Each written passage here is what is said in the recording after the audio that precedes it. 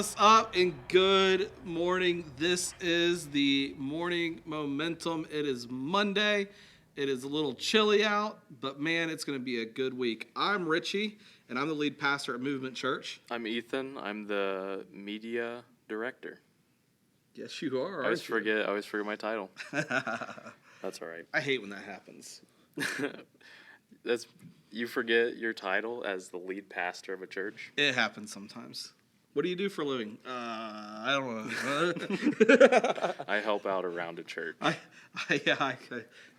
I do a lot of things. But dude, last night, crazy stuff. Super Bowl was big. It was big. I think for me, right, as we established, I'm a Browns fan, and you're a Bengals fan. So for me, the Bengals are in the Super Bowl, so it's like, what happened. It's kind of bittersweet because I wish the Browns were there, but it's the Bengals, and so. Yeah, you know what? Like, I think it's really cool. It was a great game. Joe Burrow killed it. He did a great job. But did you see the map that they showed whenever it was talking about like who was cheering for who in the Super Bowl? No. So they're showing it. Bengals were definitely America's team for this. Mm-hmm. Okay. But guess what team Pittsburgh went with? Pennsylvania went with. Not the Bengals. What the crap? Come on. I don't know. I'm telling you, it's those Pittsburgh Steelers fans. God bless them. I don't like the team. I guess the fans might be all right sometimes, but I don't want to. Some of them. I mean, some of them. We have a couple that come to the church here. Ugh. And yeah, I know it's rough. Well, we just pray for them a lot. Yeah. And but yeah, dude, it was pretty awesome. I'm pretty stoked. And you know why I'm pretty excited? Why? Because they just came out and said that Gronkowski would love to play for the Bengals and Joe Burrow. And so I'm just thinking, dude, you got already a great tight end with the Bengals, and you turn around and then you add Gronk.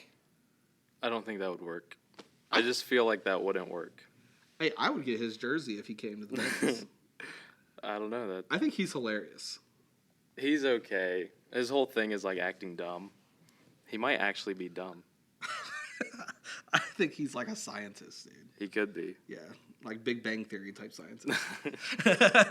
He's a genius. He's a genius. Well, it's Monday. We've had some like warm weather this past week. Mm-hmm. And this week, we're even going to get up on Wednesday. Check this out.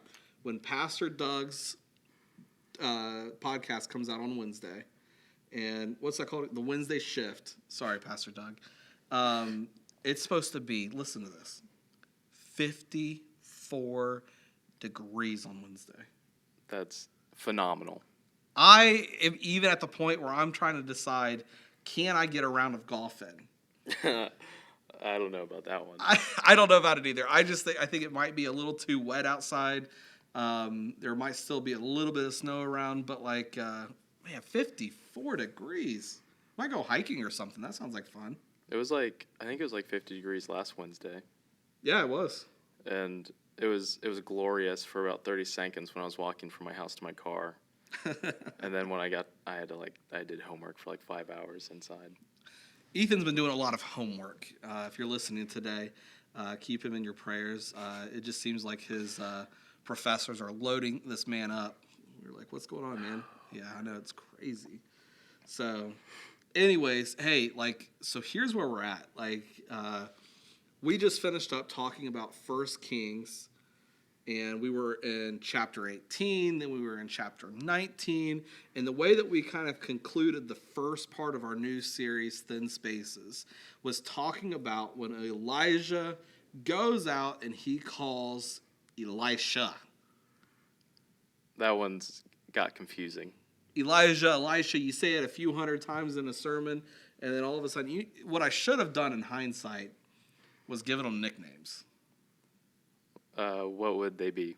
Biggie, Little E, something like that. How would you establish which one's Biggie? Well, Elijah came first. He was. So, Elijah. E1, yeah, because E2. Elijah, and then what did Elisha do? He went and he followed Elijah. Elisha followed Elijah, so therefore Elijah would be Biggie. Little E would have been. Or we could have just given them Chuck and Larry. I mean, we could have just gone straight. Just change Chuck and their Larry. names. Yeah. Michael Dwight. Could have been anything. Could have been anything. Could have been. And, but I don't know. In hindsight, next time. I'm sure there'll be another Next time. time you'll change their names. Yeah, I'm sure there's going to be another time that sermon's going to be preached. Not sermon, but that passage is going to be preached. And so, anyways, but, you know, we talk about it. I think something that's really cool about this story is that God used Elijah to talk to Elisha and to tell Elisha about his call. And really, he didn't use too many words in the story if you go back and read it. But man, it's really cool because in my testimony and the way that God spoke to me about my call to ministry, it was through my wife's old youth pastor. And we were actually going to a completely different church at the time. And we were fully engaged in the church. We were there every single Sunday. But I was still helping out at this thing called Spike's Teen Rec Center. And it was a cool place. You'd go in on a Saturday night, and there was kids from Piqua all the way down into Kettering area and everywhere in between. And, they would drink a crap ton of Monster energy drinks. I mean, I'm telling you, they were $3 a can, and they probably drank 100 of them a night. That's like $300. It's a lot of money. They're not even good. Monster's not even good. I've never had one. I've never tried one. They don't taste good. I've had one once. Ugh. But yeah, and then we had that one lady at church that thought that Monster energy drinks were the devil. Mm-hmm. And so we had lots of Mountain Dew also. Mountain Dew scriptural. But anyways, so I'm helping out at this, and I don't know much about the ministry. I don't know much about anything at all. I was just there to be a body to help when things needed to be helped, or play basketball. Really, it was to play dodgeball and throw dodgeball at fifth graders' faces. Like I was like, help people when they need help. Dodgeball. It's like the same plane there for you. Really, have you played dodgeball with fifth graders before? I've played a lot of dodgeball in my days, and I've never enjoyed it. Never? Mm-mm. You never enjoyed that moment? Like, you just launch the ball, and the kid just slow motion tries to get out of the way, but it's just like, doof, and they just fall backwards. And well, I'm not good enough to hit fifth graders. I'm not accurate enough. What was that? Okay. Accurate. So, anyway, I'm playing dodgeball. I'm hanging out and everything, and then while we're doing that, eventually I'm like, hey, dude, like I called him out. I was like, hey, we don't do a small group for these kids here. All we're doing is like a 10, 15-minute devotion right in the middle. I said, can I do a small group beforehand? And so he's like, yeah, I've tried it. Go ahead. You can go and do it. And so it was the craziest thing. Like, I kid you not. Like, we're running 30 kids, and we did stuff like we went to the mall one time. We did a lot of different studies. We went through all sorts of stuff. We helped a girl through a really bad drug addiction, and that was a really cool thing. Whole nother story for a whole nother time. But anyways, get through that, and like God was really working in my life at that point. I thought, man, maybe this is something that I might be called to. And it was hilarious. I know you've heard this story before, but like, I get to the point where I kind of give God that ultimatum. Like, hey, man, if this is what you're really calling me to, you need to make sure that I know it. And so here's what I want you to do. We've been running 20, 30 kids on a small group night. I want you to just blow it out of the water. 100 kids show up. And then I'll know that you want me to go into ministry. And we show up to group. And when I say we, I mean myself and my wife's cousin. We show up. She rides with me.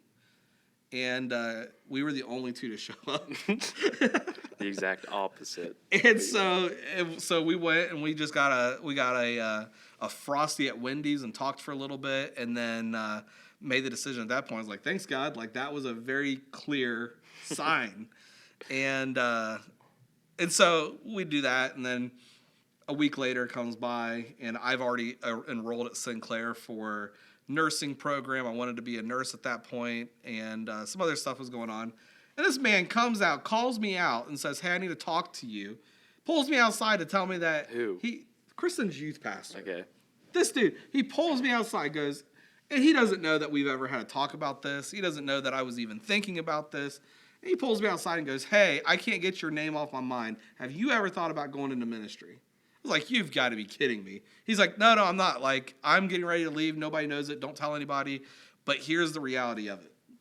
I need somebody to take my place as youth pastor here, and I feel like God is telling me that that's you. And so it floored me. It shocked me. And before I could even get the words out, he's like, hey, let's go talk to my dad real quick. So I'm like, all right, because his dad was the lead pastor at the church. So we go back, we sit down, and he shows me in his Bible where he wrote my name down. And he says he knew at that moment, even before we walked in, that they were going to have me and invite me to be the new youth director there at the church. But man, the way that God uses other people's to confirm your call or to call you is just flat out incredible. Yeah, and I think it's cool how when you give God an ultimatum, it was like, no. I'll just make sure nobody comes up since you did that to me, and then I'll do something cool later on to show you what's really going on. It shows that he's got a good sense of humor. Yeah. But, I mean, it's like, like, don't try that again. Yeah. I'll let it slide this time, but not again. Yeah, I'm telling you, it's cool. And I got to tell you, this is a funny story that has to do with all this real quick. But, a couple days later, we decided we were going to go get pizza. Mm-hmm. And so we go get pizza in Dayton. And so we drove 20 minutes to go get this pizza. And we talked about it and kind of made the decision that this would be something that I would be willing to pursue. But we came with the idea that it would be 6 months before I'd make a decision to continue on. I would do 6 months, see if I was really called into ministry, see if I was really supposed to be doing this, and then make a decision from there. Well, we go out there and we get on the highway, and I'll never forget this because it was hilarious. He goes, I think it's fitting that we pray for a minute and pray about this. This is really cool how God's working. And he's driving. Next thing I feel is the car jerking. We're getting on the highway. We're merging on 75. And then I hear this. Oh, maybe I should keep my eyes open. He's closing his eyes while He's driving. He's driving and he shut his eyes to pray. It's dedication. So Jesus take the wheel. That was exactly a Jesus take the wheel moment. That's what that song was actually about. Is praying and driving with your eyes closed. Praying and driving with your eyes closed. Jesus, just take the wheel while I talk to you for a little bit. Tesla. Tesla. It's like one word needed. One word needed. Tesla.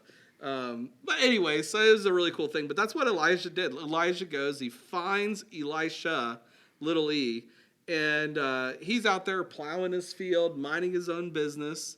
And Elijah comes up to him and takes his cloak off and throws it around Elisha. Isn't that crazy? It's weird.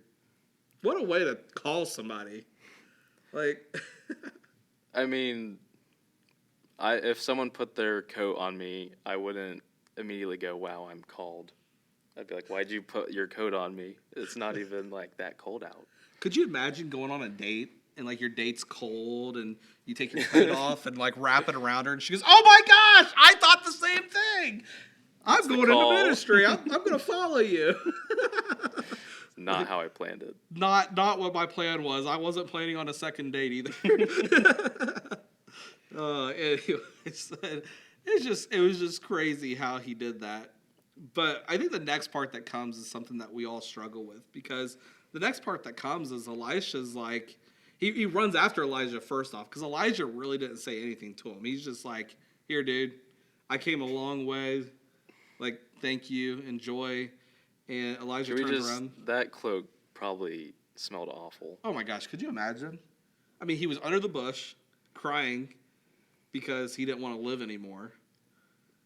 And then an insanely long trip. In the wilderness. 40 days and 40 nights in the wilderness. And then he traveled. And then he had to go back. And he says he traveled even through the desert of Damascus. The dude was in a desert. Oh, and before so that, gross. he think about this. Even go back a little bit farther. Remember that same cloak he was wearing whenever he did the sacrifice? Mm-hmm. And so it smelled like burnt cow and... Yeah. Ugh. And then it rained, so it was all musty. And then it rained, and he ran in it for a long time. And that thing had to be Awful. Awful. But it worked. That's probably why Elisha ran after him. He was like, take this back. Take I don't this want away this from anymore. me. I'll come with you as long as you shower. Yeah. Yeah, I agree with you, man. Sometimes you just got to think about those things. And so Elisha now reeks of really bad BO, burnt offerings, a little bit of desert, and anyways. And he runs after Elijah, and he's just like, hey, dude, like, I'm good, but let me go kiss my father and my mother goodbye. And then I'm going to come with you. And Elijah is just so chill. You know, we saw this in the first part of this. He's just like, go back. What have I done to you? Like, what are you talking about? I mean, how chill of an answer is that? Chill, I guess. Chill, man. I don't know. It's just something about that. Like Go Elijah, back, what have I done to you? Yeah, Elijah's just like, go back. What have I done to you? Like, all I did was walk up to you, throw my nasty cloak around you because I didn't want it anymore. And Very nonchalant, trying to play it off cool. yeah, he was just playing it cool. He was just like, let's go. It was kind of like the preparations for the Super Bowl halftime show. Everything was just pretty chill about it. You had no idea what you were going to expect. And then all of a sudden, here he is. He's just like, what's up? And he turns around and walks away. He doesn't even sit there and explain it. Like, come on now. I don't know. But I think that there's a lot of times in our lives that we end up in this place where we try to, like, you know, we want it on our time. Mm-hmm. We want it on our time. And I think that happens, like, way too often. God's like, hey, I need you to do this now for me. But then our response is usually, well, I will. But if you don't mind, let me do these things first. Let me do these things first. You know, hey, I really want you to quit drinking. Oh, I will, but let me go to the bar a few more times. You know, I got to go say goodbye to all my friends. They all drink, so I might as well go ahead and do that as well while I'm doing that. And then we make it all about us and about our timing. You know what I mean? Yeah. I think, and it kind of relates back to your story too, but it's you just kind of want, it's not only pushing back when we want to kind of change our ways, but also maybe trying to get God to bring it, like, make something happen for us in our own time. But yeah, because I mean, that's happened to me where it's like, you really want to change, but you also, you know, not quite yet, you know, kind of thing. So it's very difficult, yeah. 100%. And so he makes that profound statement, go back, what have I done to you, kind of thing. And then Elisha, he makes this huge decision. And I know there's a lot of people that might disagree with the decision that he made. You know, he's got 12 perfectly good oxen. These things knew how to plow. They knew what they were doing. Obviously, they were pretty good sized oxen if they were able to do what they were doing and to provide what they were able to provide. But Elisha goes back with the oxen, and he slaughters them. Like, he doesn't go back, tie them up, give them to his buddy Johnny, and say, hey, man, if you don't mind, here's my oxen. Go ahead, use them, plow the field, do whatever you want with them. He didn't sell them. You know, he could have sold them, got a little bit of cash in his pocket. Yeah. I mean, that sounds feasible, doesn't it? I think, well, yeah, it does sound very feasible. But I think probably in his thing, he was committing to it. But I feel like he probably could have gave them away. That would have been a nice thing to do. You know why, though? Why? I think he didn't do that. Because even if you give it away, you can still go back to it. That's true. So even if you're like, hey, man, I need you to take all this from me. I had a friend. I have a friend that he gave up the bottle at one point. It was literally destroying his life. He had a marriage that ended because of it. It was really bad. And he decided that it wouldn't be good to just to pour all the liquor out that he had. So what did he do? He gave it to a friend. Well, 2 weeks later, what did he do? He went and got it back from his friend. And so it was pretty crazy to see what it was that happened and how it was that it worked. And but man, it's really cool to see what God can do when you surrender everything to Him. Yeah. I think since he gave it to people. He cooked the meat and gave it to them. So I guess he was helping somewhat. I don't know what people he was giving it to, but I think that's kind of the old burning your bridges kind of thing, and cutting ties to really make sure you don't go back to it. Because if there's even the slightest connection for you, then there's a way for you to get back to it. So I guess it makes sense that he did that. Oh, yeah. Because I just think, there's always something that you can go back to on it. And, I mean, really, if you think about the other option, if he sold it, what do you have then? You have funds that you can turn back to. Because he probably would have gotten a crap ton of money for 12. I mean, that's pretty solid. And then all this other stuff. But I completely agree with you. Like, what he did was he surrendered it all. And the reality of it is that he got rid of that plan B. Mm. He had one plan, and he knew that was to follow God, and he didn't give himself a chance to have a fallback plan. Know what I mean? I do know what you mean. So what do you do in life? Do you have a plan B with a lot of things that you do? I think I usually try and get a plan B, because I always like to have a safety net. And I think that can be good and not so good at times, because it's good to have backup, I think, but if you know you have it and you always rely on it, then you're not going to give 100% maybe to the thing at hand.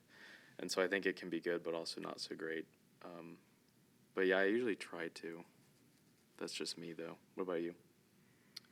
I do sometimes, but really, I don't know. Like Kristen and I, we don't really have a whole lot of plan Bs whenever it comes to the things that we do and how we do things. I mean, you've always got somewhat of a backup plan, but not too often. I just feel like sometimes when we live our life there, we almost set ourselves up for,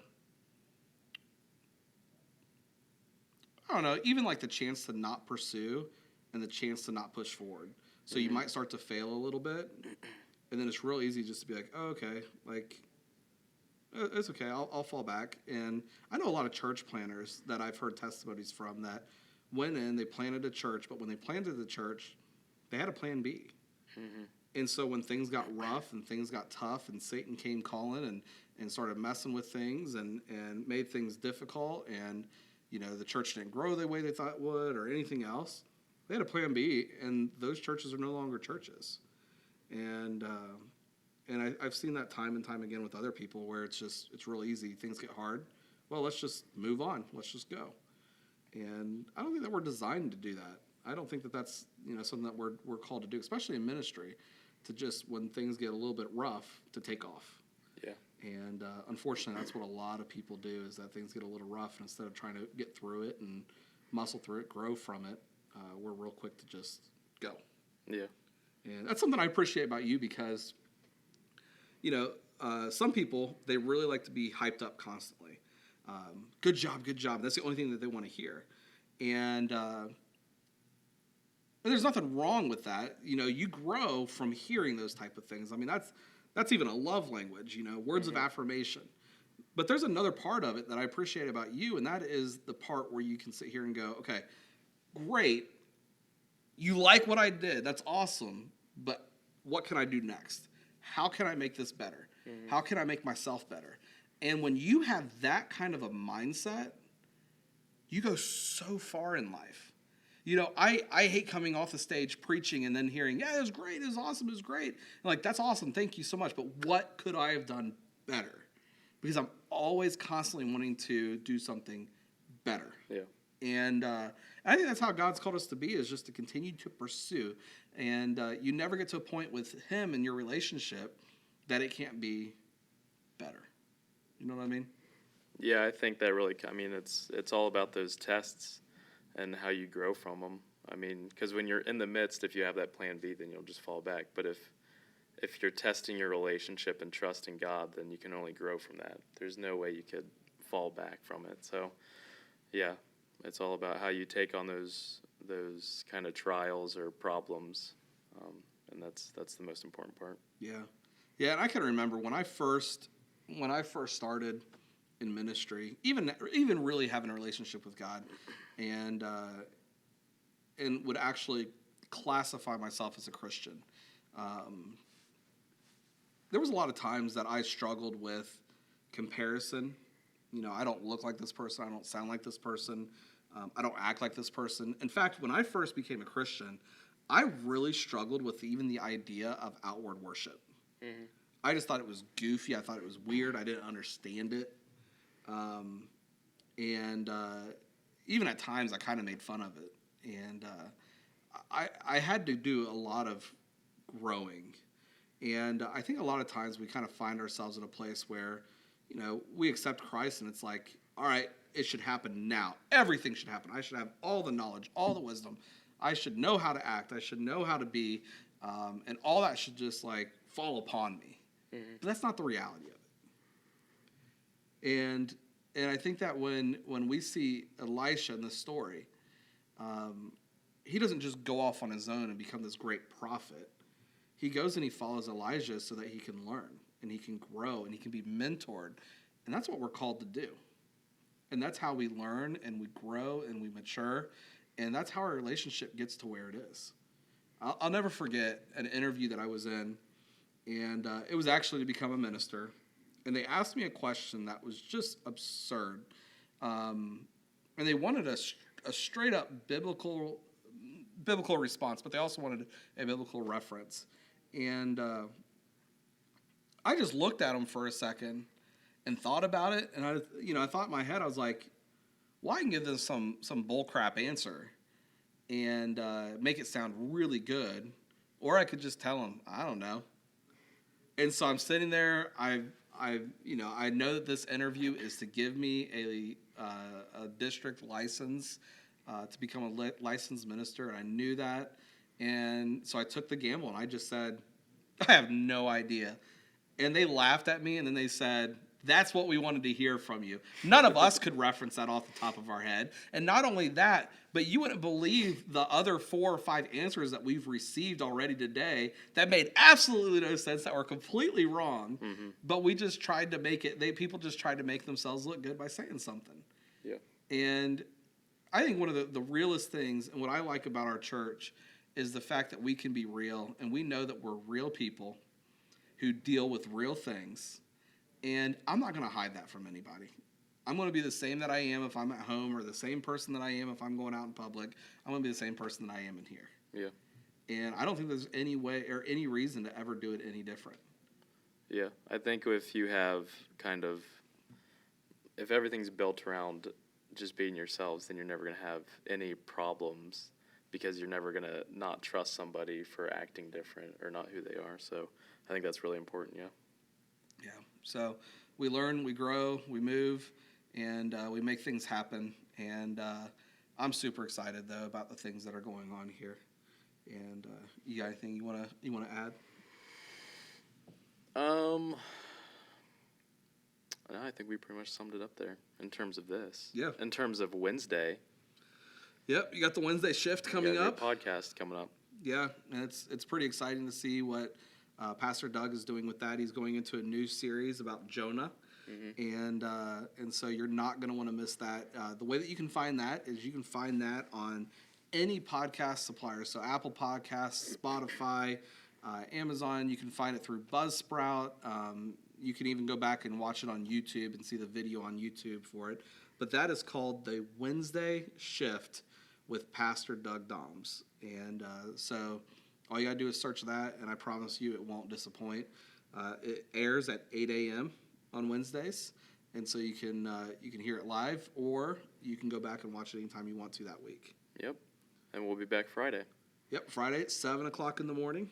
And, man, enjoy the beautiful weather this week, as we're going to hit 54 degrees on Wednesday. Enjoy that. Yeah. And we can't wait to see you then.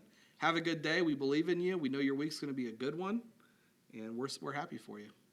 Have a good day. Do it. See ya. Hey, thank you so much for tuning in today. My name is Richie Griffith, and I am the lead pastor and founding here at Movement Church, Tipp City, Ohio. And this ministry is made possible through your generosity. And that's right, to continue supporting the movement, you can give at the movementchurch.community. That's movementchurch.community.